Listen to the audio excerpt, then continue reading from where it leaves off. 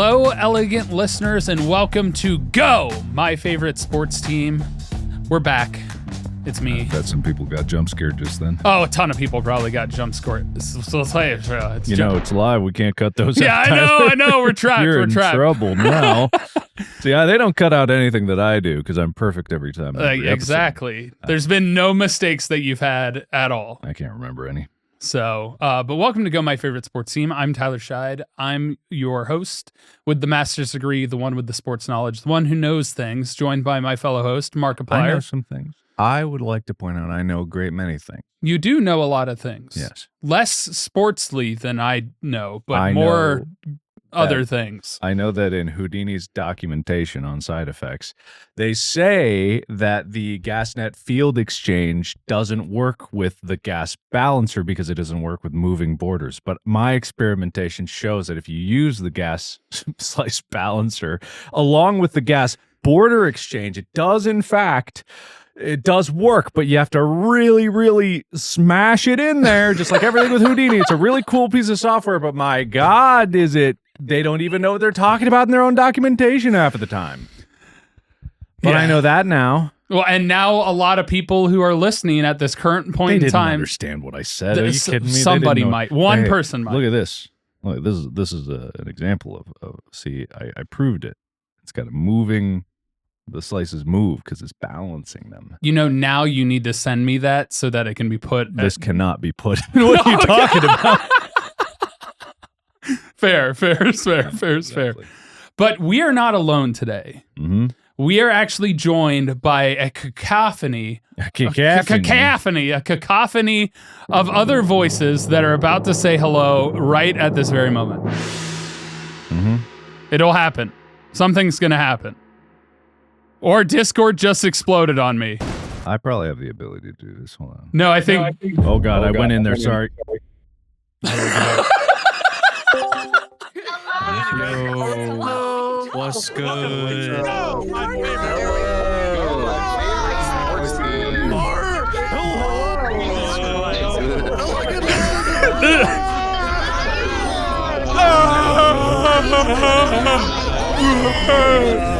Yeah, I can do that too. All right. Well, that was a lot. Good. There was stuff. the cacophony of voices. Reminds me of the days of the screaming room. The screaming room. I should open them. You don't know about the screaming room? I heard about the screening room. I believe you told me about the screaming room. Oh, the screaming room is a classic, man. I long time ago. Well, it's still there. I just have it locked for people not to be able to go into it. But yeah, I would do that all the time, just because you sometimes you just gotta scream. Yeah. Yeah. You just go in. So did you randomly join and just hear people screaming? Oh, it only joined when I unlocked it. So the way I did it is like I just unlocked it and then people would join immediately. They could talk. So I never encountered that bug that you just had. But yeah, it was just a screaming room. And used to be that I had an unlimited number of people in there and it would get so many people in there it would start to crash Discord itself.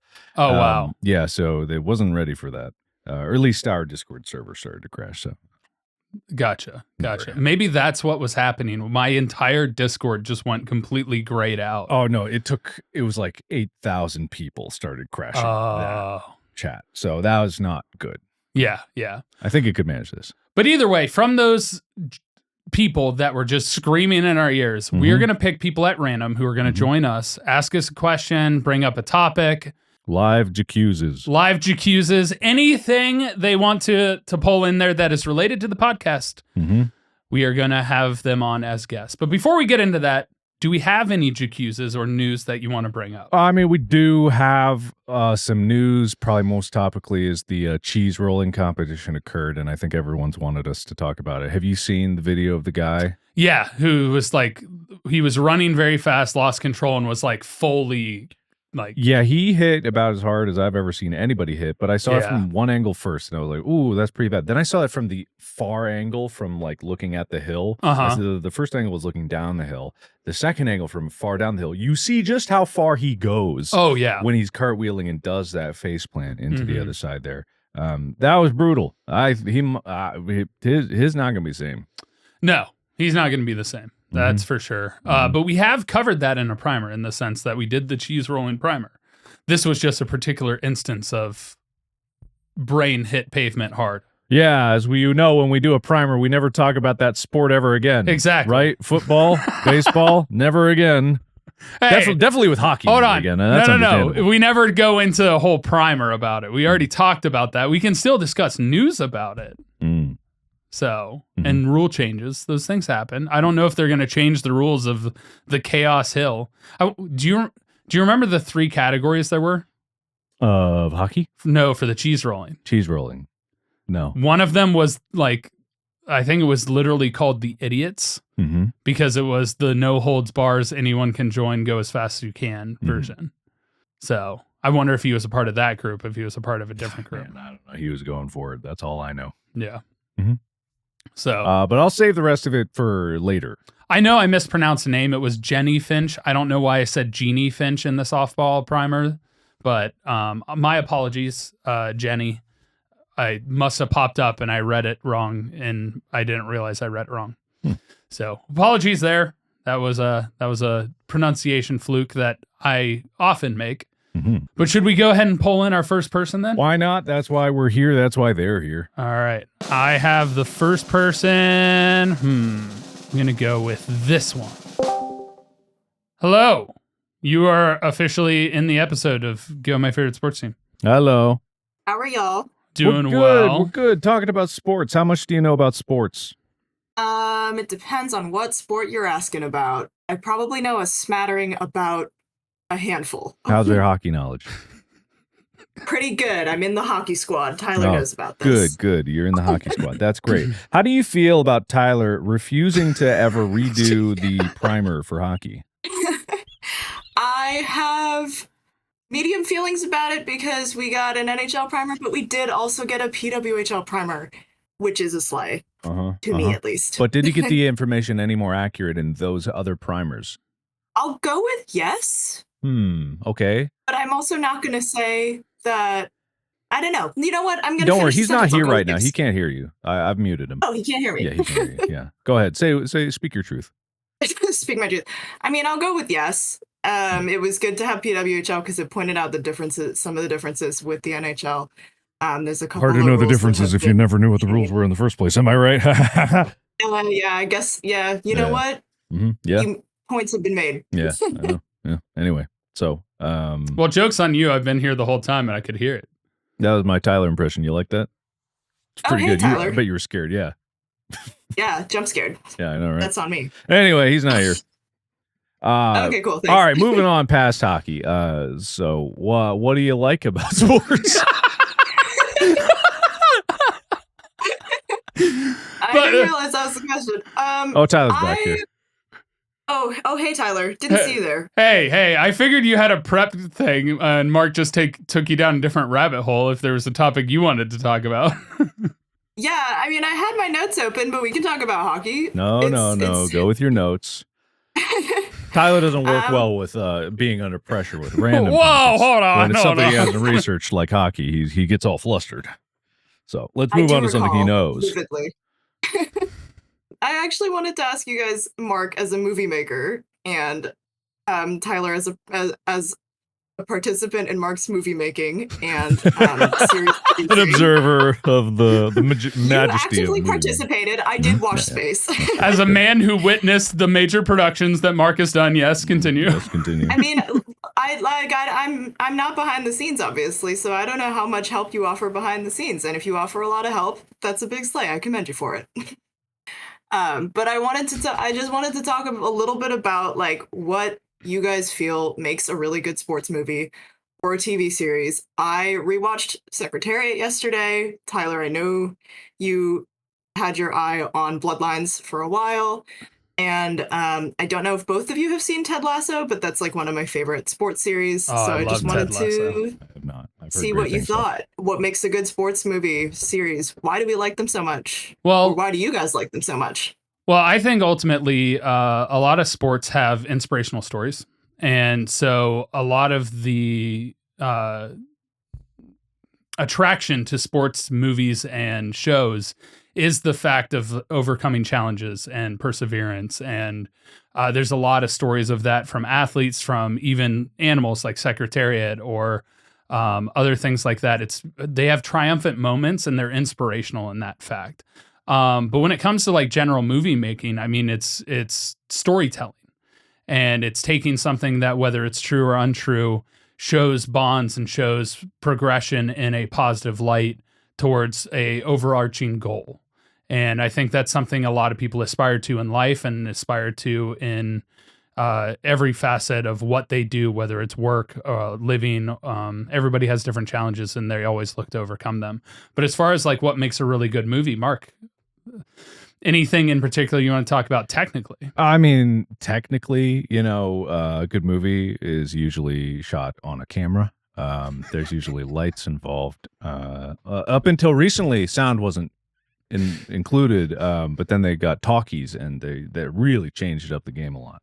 But I'll tell you why I like boxing movies, specifically like the Rocky movies. I haven't seen Creed 3. I've been meaning to. I've seen a lot of movies. It's been so busy. But there's one thing about it that's common to what Tyler was saying about being inspiration, but it's so human.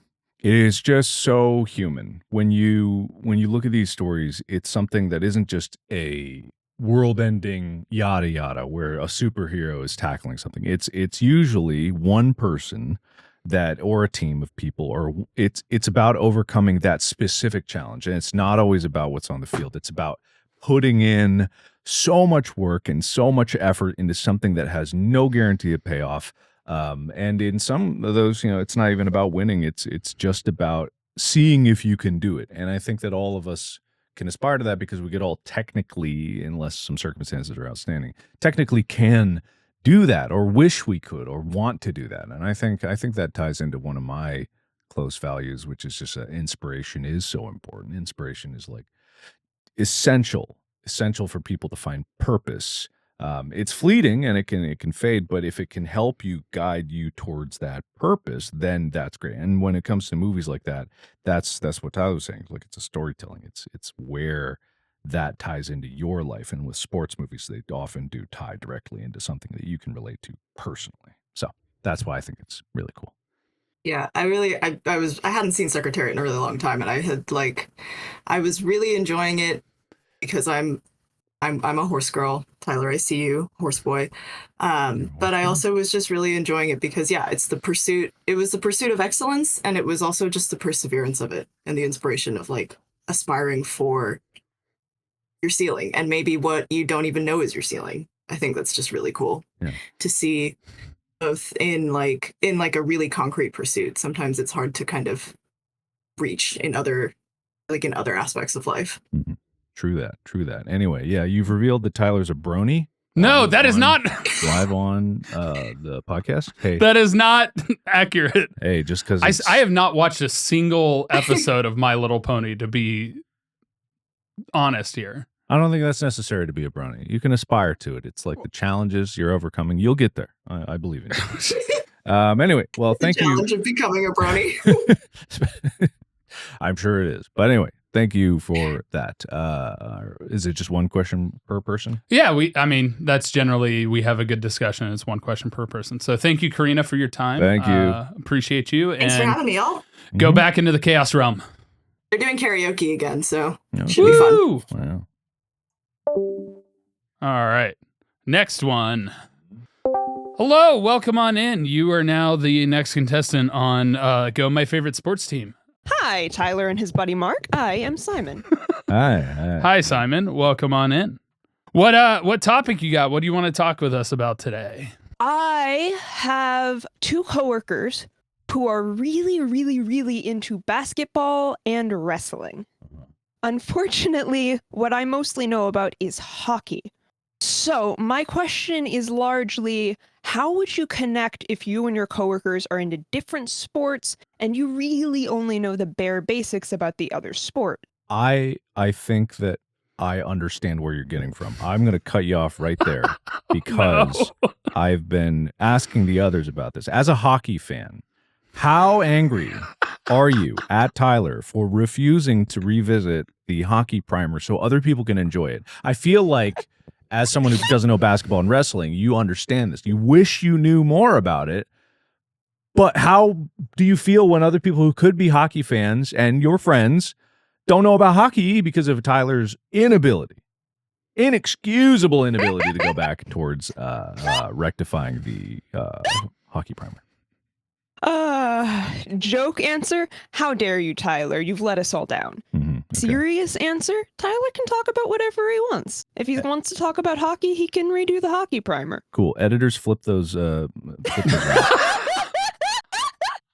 But no, like, even with the mistakes made in the original hockey primer, it did still pique my interest. I'm still here. I wasn't into sports until I started listening to the podcast. That's not even a joke. I joined the server because I was listening to Distractable, and I decided to give Go a shot. There you It's been a huge help getting me to understand things. Well, with that said, have you checked out the basketball and wrestling primer that we have done to try and connect with your coworkers? I have, but I still find myself getting a little like when they start talking about like specific players and stats and like the deeper stuff. Most of what they talk about is like sometimes they do a little like, oh yeah, they do sports betting. I know that's not good. We don't love that. But they'll talk about who they think's gonna win, and I'm just completely lost because I don't like actively keep up with basketball. You know what I mean? And I we all mean, know wrestling isn't really a sport. well, if you're talking about WWE like pro wrestling versus Olympic style Wait, wrestling, are you then talking yeah. about pro wrestling versus Olympic wrestling? What they're into is like show wrestling, like Right, John okay, Cena Yeah. type. All Yeah. right, I see.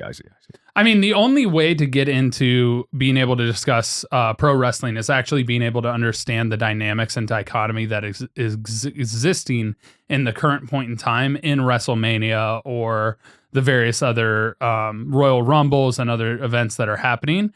So it's really hard to get into that because it's kind of like watching a soap opera. In fact, my friend who is a big fan of wrestling calls it his male soap opera because there's just a bunch of drama and figuring out stuff. So the easiest way to do that, a lot of people are up to date on Reddit. You can find different places and articles that are posting about it. And so you'll get an understanding of who these people are just by consuming a little bit of clips and stuff that are on topical there. As far as getting into basketball and talking stats, the baseline, understanding the basics comes first. Understanding what a rebound is, which is where you just get the ball after it was shot, bounces off the rim or backboard, or even if it's an air ball, it counts as a rebound. And starting to try and just kind of tune in and listen to understand players' names. Because I never really paid attention to the NBA, but I have a ton of friends who were big NBA fans, Wade being one of them.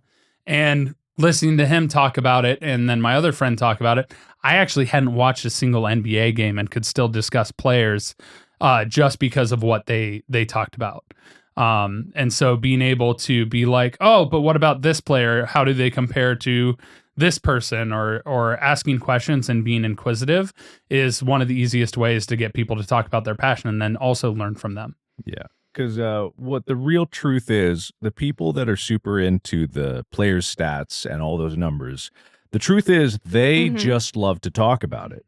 They don't need to hear about it because they know everything already. This is true. Yeah. Absolutely 100%. When someone does know a lot about something, they don't need someone else to give them more knowledge. They need an outlet for all the knowledge that's bursting inside of them. So all you got to do is come up with some nice phrases that are just like, oh, really? Is that so? Well, how does that compare to last year? Well, I don't know if they're going to be the same next year. You just say those and they'll launch. They'll know exactly what you're not talking about and they'll go for it. This is a trick that can work outside of sports as well. If you got a talker, and usually talkers are identified because they are super passionate about a very niche thing, then you can get that talker talking and then they'll love you for it. The chance for them to talk. That actually makes a lot of sense now that you phrase it like that, because like I have certain things that if you get me started, I will not stop. Yep.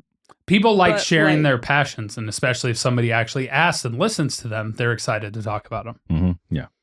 No, that for sure makes so much sense. Thank you so much, actually. Like, that's going to be really helpful You're for, welcome. like, You're connecting with my coworkers. You're welcome. You're welcome. Yeah, and then when you let them talk themselves out, then you can talk all about hockey to them. No, they won't listen. Talkers don't listen. Talker's Hey, doing my opposite. team made the Stanley Cup Finals 2 years in a row. Oh boy, we got a talker over here. All right, okay. I just think the Panthers are awesome. Okay, their goalie is a freaking badass. I have some news about the Panthers right in front of me. Yeah, the Florida Panthers. Mm-hmm. What other Panthers are we talking about here? Come on, man. Carolina. What's the news? That'd be The NFL. news? Well, you probably know the news Yeah. already. The Edmonton Oilers defeated the Dallas Stars 6-3 in Game 5 of the Western Conference Finals to clinch their second consecutive Stanley Cup Finals appearance, setting up a rematch with the Florida Panthers, who defeated them in 2024. Which we hope the Florida And they're Panthers gonna win do it again. again. Yeah, Gonna do it again. because screw the Oilers. Whatever they did, they're going to do it again. All right, we got to move Sorry, on to the Crystal, next guest. I like the Panthers. Oh, no, we understand. Oh, you don't need to apologize to anybody. Well, thank you guys for chatting. Mhm. Thank you, for Simon. joining. You have a good one. You too. Bye. But All right. Pick a letter. umlau. An English letter. I don't want to pick. All right. We're going with a V. Hello, Vumph. Hello, friend. Hey, it's at random. Pick random. This is clear favoritism. This is random. It's absolute Look, favoritism. favoritism is fine when it benefits me. Exactly. See. You got a point there. You got a topic, Vumph? Yes, I actually do. It kind of has something to do with what we spoke about very briefly last time we did this. I mentioned I had a story that I'd like to tell. But beyond that, I also have something more related directly to a sport. Mm-hmm. Okay, you get one. Well, they're tied together. You All right. better tie them Yeah, real yeah. tight. You better make sure that's lassoed up. It's a tick-tock. Let's go. Come on. Okie dokie. So the topic that I wanted to talk about is something you've kind of touched on before slightly. You spoke about the Boston Marathon, and I believe you had another episode where you talked about running in general. But what I wanted to talk about specifically was cross-country running strategies. I did cross-country all throughout high school. And I wouldn't say I was particularly good at it, but I enjoyed it a lot. And my team, even though we were from a very small school, managed to be competitive with other much larger schools because of a combination of we simply worked harder than they did, and because we were also using these strategies that I mentioned. Okay. Was one of your strategies recruiting somebody on your team to be an enforcer who just absolutely demolishes everyone else who's running, just clobbers them? Or maybe have one person who's a roadblock and they just stand in front of the way and just start getting in front of everybody as they're trying to run? I'm just curious what kind of strategies exist in cross country. You're actually not too far off. There were a lot of people from various schools who did things like that.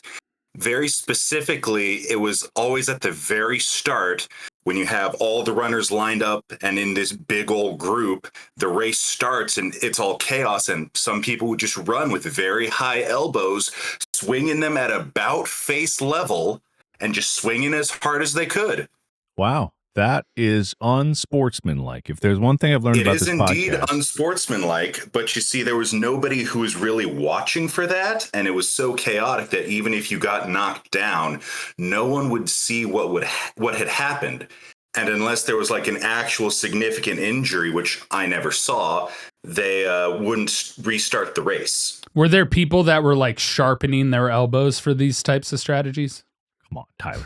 If they were, I never saw them, which is good because the only way I would have seen them is if they were swinging at me. Mm-hmm. I gotcha. All right. So besides the weaponized elbows, what's the question you have for us specifically? Because neither of us ran cross country, so we don't know any strategies. Yeah, I was throwing out the violence and roadblock method as a random chance. Well, I mean, random chance seemed to work pretty well for you. You got pretty close to one of them. I was more imagining that I would be telling you guys things. All right. All right. Yeah. Tell. I mean, I figured it was my topic. I'll tell you about it. Tell? You don't Yeah, have sure. to talk about my topic. No, tell. No, tell us all about the strategies of cross country. So I can't speak for every school and how they went about doing things, but there were a couple of strategies that my school employed simply because we had to in order to be competitive. As I mentioned, my school was incredibly small. In the high school, portion of it, we had a total of 70 students. Oh, wow. And we were competing against schools that had anywhere from 200 to 500 students. This is students total, not just cross country team. This is correct. All students total.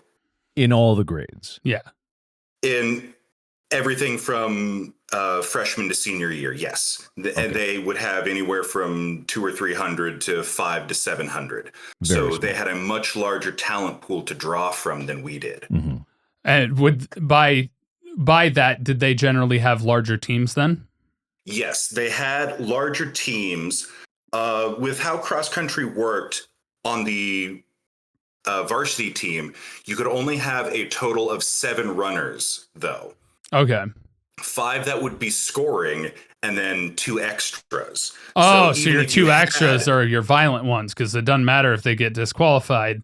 They can take out the best of the other team, and then that's why you have the extras. We got 2 to DQ. Not too far off. The extras who didn't count for score on your team could employ some of the strategies that might harm their own race in order to help out the rest of your team. Okay, so what strategies did your particular team implement?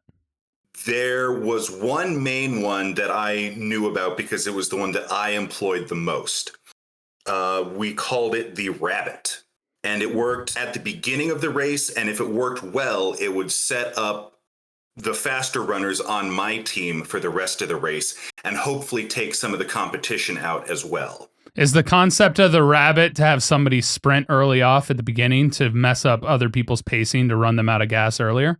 Yes, that is exactly it. You see this a lot with freshmen who have a lot of talent and then older students who have a lot of pride. The coaches pay attention to the students on all the other teams, and they track their race times.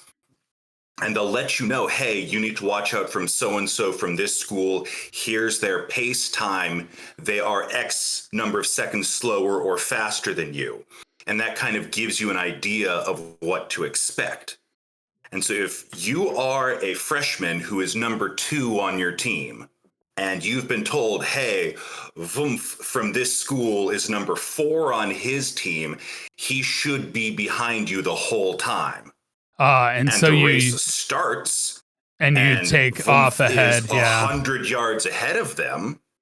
Mm-hmm. That's not what they were expecting. They pick up the pace because they should be faster than me. Mm-hmm. Right. So I will sprint for maybe a quarter of a mile, half a mile at most, and then I dial it back and go to my race pace. And this would work because I was planning on this. I've trained for this. This is what I expected of my race. Yeah. For the people who followed the rabbit, this was them changing their race pace. They were not expecting this. This was not part of the plan. They've just entirely changed up their race for something that they really shouldn't have.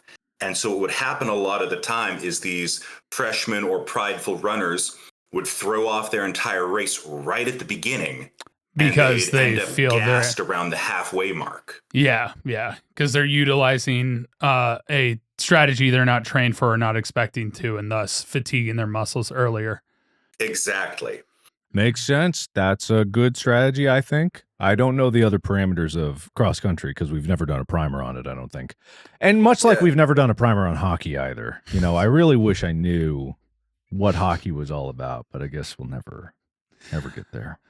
I mean, maybe somebody else will come in with a hockey topic. Maybe. One can hope. We've had 2 hockey fans so far, but no, they haven't done that. No, well, 3rd time's the charm. Maybe 5th. Maybe 7th. Well, maybe thanks. 5th. Well, 7th time, we're feeling 7th, lucky number 7. Mm-hmm, mm-hmm.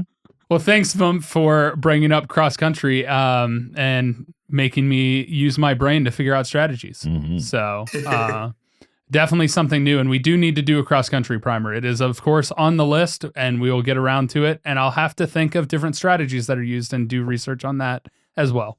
Yeah, I think the strategies are all unofficial, so I don't know how much you'll find from research. That's fine. I can make them up too. AI will help us. That works too. Yeah. All right. Well, thanks, Vumph. You have a good one. Yep. You as well. Take care. Bye. All right. You have somebody I want to pick. No. No, still Go to the top grabbing of at the random. list. Top of the list. All right. Yeah. Oh, there we go. We got this person. Hello. Go ahead and unmute yourself and introduce yourself. You are on the podcast. That's crazy. It's nuts. It's wild. What's up, guys? I had a very interesting question. Sure. What's your I'm What's gonna your be name the judge first? of how interesting it is. You don't get to say it's interesting. I will determine if it's interesting. If it's not interesting, I'm gonna boo you out of the channel. But first, what's your name? How do you want to? It better be interesting, or I'm gonna boo. Saturn's moon Io, the most based moon, honestly. There's no better moon. Okay. That's your Io. name? Your name's Io? Yeah. Awesome. That's my name. My very last name is interesting. it's Hungarian. It's crazy. Don't worry. We'll bleep that out so that people can't dox you. Doc Schmox, Thank that's what you. I always say. But what was your question? Mark is ready to judge it. Yes.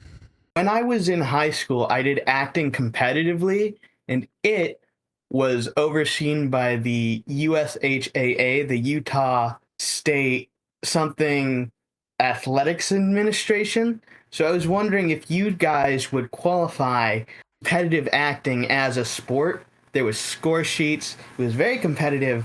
I won 2 medals. I would wonder how that's scored. I mean, I imagine Yeah. it's a judge thing where there's judges there. But are they all working on the same script? Is it the same scene? Is it the same role? No, you bring your own piece from wherever, you bring your own piece from whatever media, whatever area you're competing in. If you're competing in contemporary scenes, it has to be anything that's not considered classical.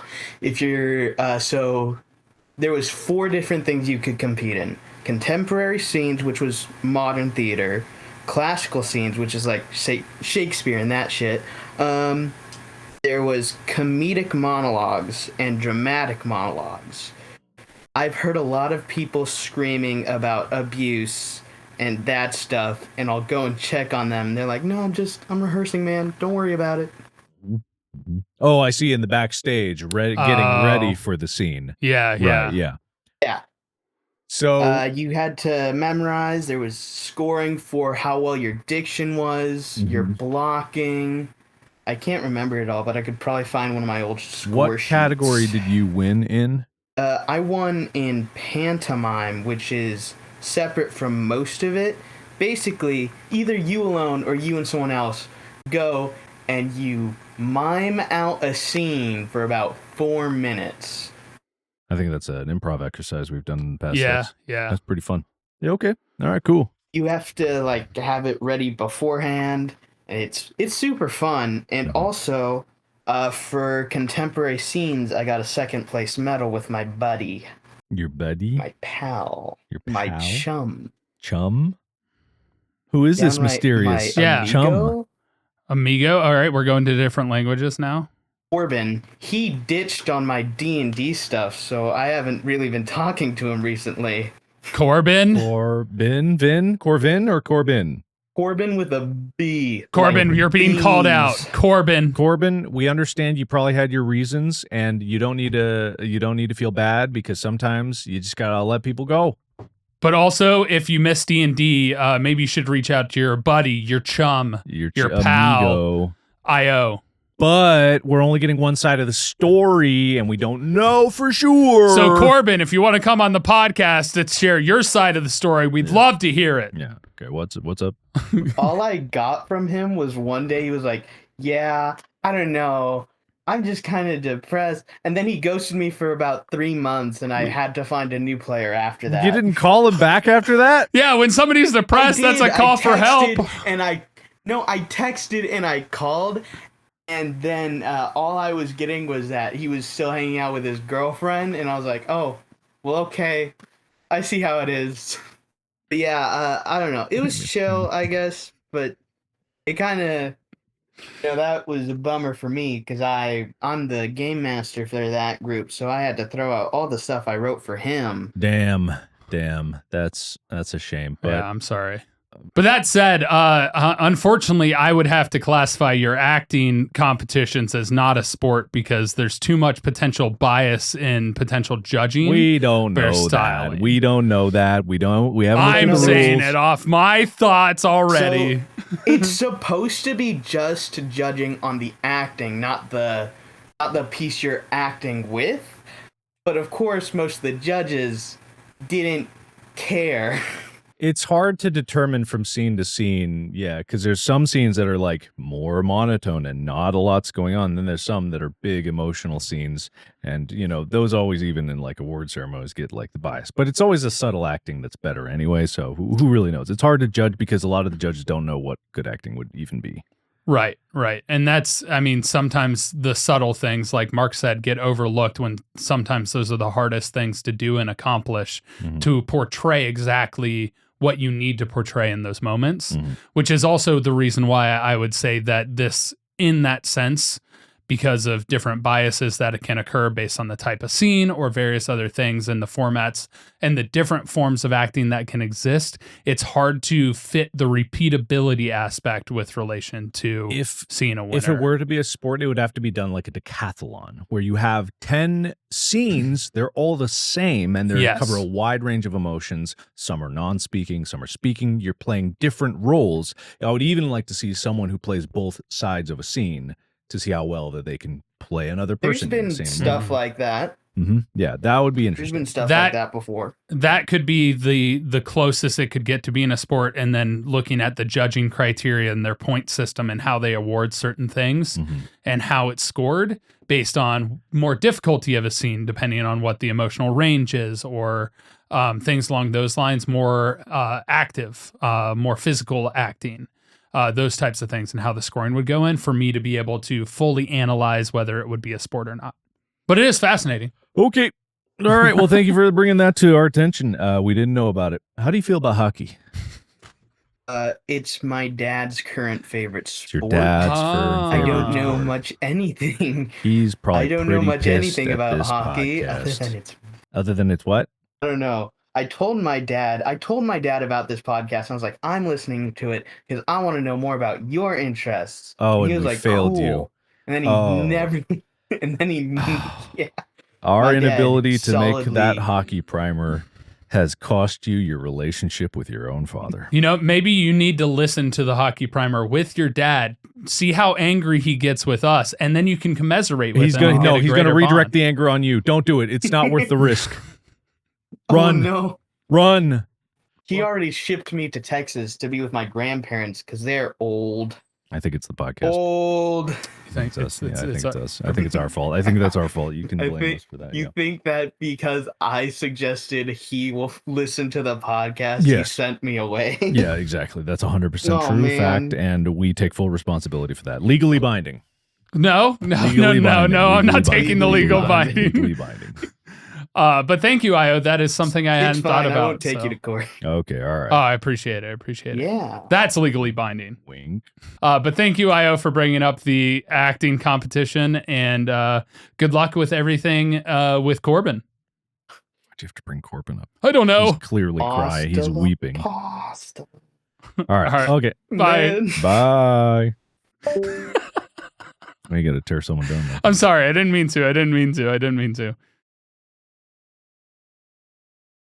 All right, let's grab this one for the last one of this episode. Maybe could have room for one more after this. Welcome on in. You have been randomly selected to be a part of this podcast episode. If you would so kindly unmute and introduce yourself, that would be great. And then ask us your question or bring up your topic. Awesome.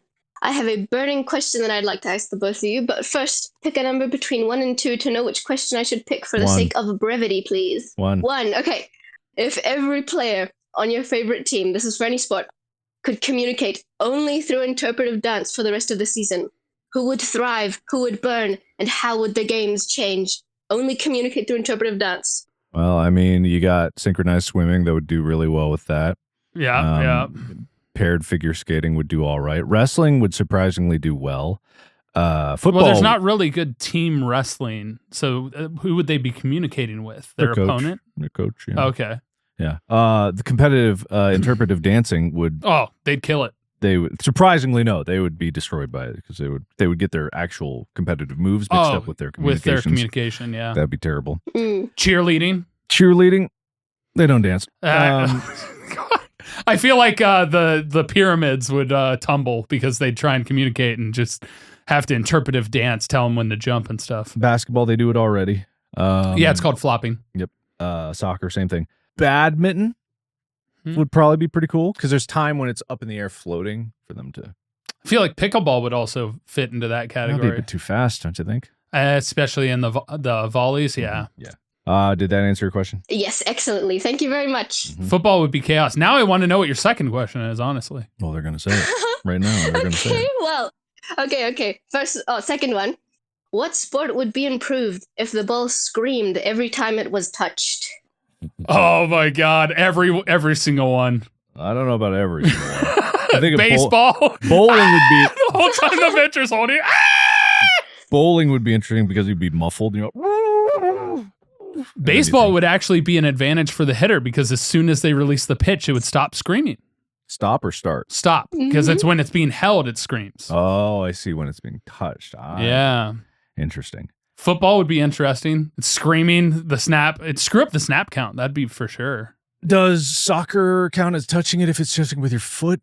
Oh, then it'd just be real quick screams. Yeah, unless the goalie's holding it. It would let people know when they touch it with their hand. It would also make sure that's I'd say so true. And then it would also make the goalie get it out of his hands quicker because it'd be screaming in his ear. I wish that the hammer toss was technically touching. Yeah, that'd be good. I mean, all of the field ones would be great. Discus. Would the disc count as a ball? Well, shot put ball.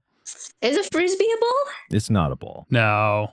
It's No? not a ball. It's not No, ball it's not a ball. shaped. Basketball would be also pretty brief. Every dribble. All right. Does that answer? Help me. Does that answer your question? It does. Thank you very much, gentlemen. It's been an absolute pleasure. Thank you for joining and thank you for your contribution. You have a good one. Thank you. That was a good one. That was funny.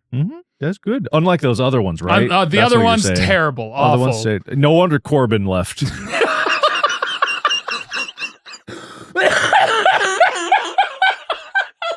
Oh, I just got lightheaded. Oh, no. All right. We got to get one more. Yep. All right.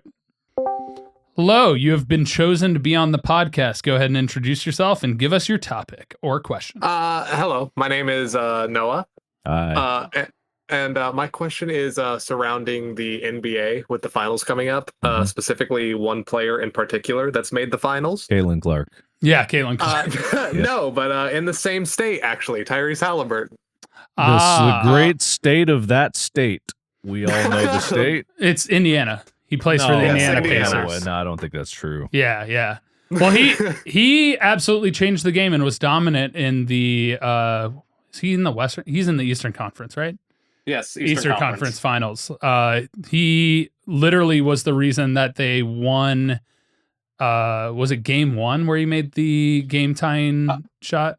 Game 1 and arguably game, I think it was 3 as well, where he did game 4 where he had the amazing triple double. Oh right, yeah. As opposed to all those boring triple doubles the other guys did. Yeah, you know. Well, his triple double was different because he was able to do 35 points and 15 assists without turning the ball over. So that was incredibly impressive. Who is this? I forget the name. Tyrese Halliburton. That guy, Tyrese Halliburton. Yeah. Mm-hmm. So my question surrounding him is, as I'm sure Tyler knows, there is a huge discussion surrounding him and if he is an overrated player or if he truly deserves the mantle of superstar. Okay. So to give Mark some statistics here, he hey, why me specifically? You could give Tyler some. He probably doesn't know some of these. Honestly, you're informing both of us here. Oh, I know this guy. Wait, I have seen clips of him. I saw the picture of him. I'm like, oh, yeah, I saw the tied game. I saw that. Yeah. How did he not get that 3? He was. His toe was on the line. It didn't seem that. It didn't. It was. I feel like in review. I think agree, it should have been man. Cool. I agree. Hey, but they still won. Ball never lies. Ball never lies. They end up winning the game. That's fair. So the reason why this has been a topic, though, if he's an overrated player or not, is because this year in his age 24-25 season, he had what many people consider to be an off year for him, to where he averaged 18 points a game, 9 assists, and 3.5 rebounds, which that is an off year assist-wise for him even. And a poll came out towards the end of the year to where players all ranked him as the most overrated player in the NBA. But whenever the playoffs came around, he's had maybe the most viral moments, the bounce with the Knicks being one of them. And he has led the Pacers to 3 comebacks whenever they were down 7 points or more in the final minute.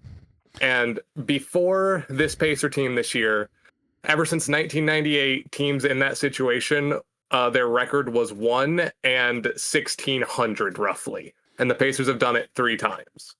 Then in the Eastern Conference Finals, he averaged 21 points, 10.5 assists, and 6 rebounds, but he didn't get the Eastern Conference Finals MVP. So my question is, do you guys think that someone can be considered a superstar just by the other facets of the game, such as assists and rebounds and steals, which he also has led the team in for this playoffs?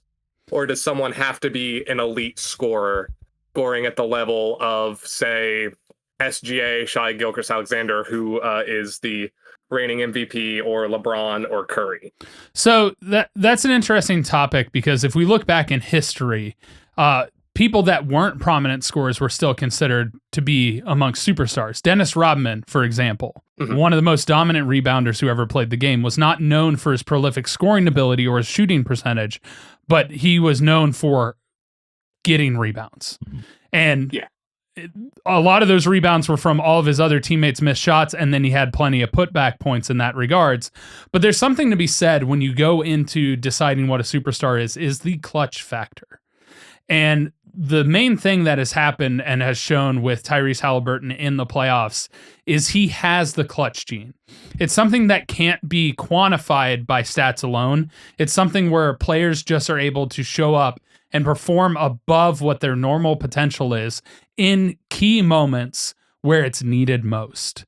And it's something that, you know, some people have it, some people don't. Kobe had the clutch gene. MJ had the clutch gene. Dirk Nowitzki had the clutch gene. Like Ray Allen, for example, who for a while was considered a superstar, but then fell off. He had the clutch gene. There's a number of different factors with relation to that one could argue that in his playoff run, especially this time, he should be considered a superstar, and it should not be considered as overrated. But it was considered overrated by players this year because he did not perform to the level he should have. I think that it's fundamentally flawed as a question because they're different categories. A superstar is different from a great player. Superstardom is simply the same as anything else in terms of entertainment, is celebrity. Yeah. In my opinion, because I don't know anything about this guy. I don't know anything about a lot of basketball players. I've seen this guy. I've seen him because he had that clutch moment, but also he made it entertaining. With the and I saw the history of that gesture comparing back to like previous games and like whatever was going on, taunting someone, I can't remember who, but also just like. He did that. It was Reggie Miller that he stole that from, another Pacer great. Right. So it was that moment that he not only had the moment to be skilled enough to do there, but he filled the void with his personality. Like he had that presence, right? Mm-hmm. Like, you know, Shaquille O'Neal. Honestly, you look at the guy and you hear him talk, he kind of is a drone to him and dull persona, but his presence fills room just because he's huge and he's Shaq, and you're just like, that's just Shaq. Same with Kobe Bryant. Kobe Bryant, like unbelievably cool. The only clip I've really seen of him, besides obviously some of him in games, is I don't forget who it was, but was trying to like check the ball in his face, and he was like threw it as fast as he can without throwing it in his face, but like it was an inch. Kobe didn't blink. Yeah. And it's like, that's cool. All right. So it's like, I think that's the difference. Like he's a great player, but there's a lot of great players, but it's about, can your personality fill that moment? I think it did. And I also think there's a little bit of bias when it comes to where players play, whether they're distinguished as a superstar. Because when you're in a smaller market like Indiana, unfortunately, Indiana is considered a smaller market in the NBA. It's not LA, it's not New York, it's not Miami. It's Indiana. It's Indiana. Who cares? And so the fact that he's there, there's a level of dominance and personality that needs to be shown that's extraordinary compared to other areas. Like if you were in LA, becoming a superstar is just easier because the media attention on the Lakers is much more prominent. And so I think, like Mark said, he's seen him, and that it should just in and of itself push him to that superstar level. Maybe. We'll see. Yeah. Once doesn't make it. Correct. Multiple times does. That's fair, and I was about to say too. It's a completely different thing, but the media market was a really good point too, because I don't know if you guys have seen it, but on social media, people are saying that because it's Oklahoma City and Indiana this year, this is going to be like automatically one of the worst finals of all time, despite the fact that it's like the top offense and the top defense, because they're two smaller markets with younger stars. The thing is, for people that don't like basketball or haven't been paying attention as much, or even those that have and have been rooting for the underdogs, I think this is the most interesting final we've seen in recent history, because it isn't the Lakers, it isn't the Heat, it isn't the Knicks. It's two nobody franchises supposedly facing off. But there each is a other. numbers reality there. True. The companies and the team owners will, and the people selling ads there, they're going to be mad because they're not going to make as much money. Because if LA's not in there, some people aren't going to watch from LA, and that's the reality. I'm not saying it's good. That's just the reality. It's human nature. It's what we do. Anyway, getting off topic here. Yeah. So, but yeah, that was a good question. Thank you so much. Thank you. Have a good day. You as well. Well, that's going to do it for this episode. We had some really good questions. It was I not have to bad. say they were great. Our They were community came out and showed up, and really came after me for hockey. And by them, I mean you. We were a united front. I only let them channel through me. I am not. These aren't my opinions. You're right. They were theirs, and they were their questions. You may have led them in a direction, but they took the bait. What the host is supposed to do. They're supposed to lead, take My charge. job. Oh, well, all right, fine. Well, I applaud you for doing a good job, Mark. Thank you. But thank you We'll all so much. applaud your good job at the resurgence of the hockey primer. Well, that'll do it for us today. Thank you guys so much for watching. Thank you so much for listening. If you want to support the podcast, you can go to reddit.com/r/GMFST. Hit us with your accuses. Hit us with your episode ideas. You can also do so on the Discord, which is where we were able to facilitate this particular type of episode. Yes. So if you haven't joined yet, Distractago is the Discord name. There's a link on the Reddit. You can go and join it, check it out. Plenty of people talk with each other. There's a whole community squad of hockey fans that, trust me, take plenty of time accosting me for the episode. But some people think it was great and good enough. Well, so if we survey the average population, we'll find that some people are below average IQ. wow, did not expect that to Simply a happen. reality. Yeah, I'm just speaking truth. I'm not even saying it has anything to do with what Tyler just said. I wasn't even listening. Go check out the merch store.gmfst.com, and we'll see you next week for whatever episode we have in store. Might be another one of these. Could be another one of these. Bye. It's gonna be another one of these. Yeah, probably.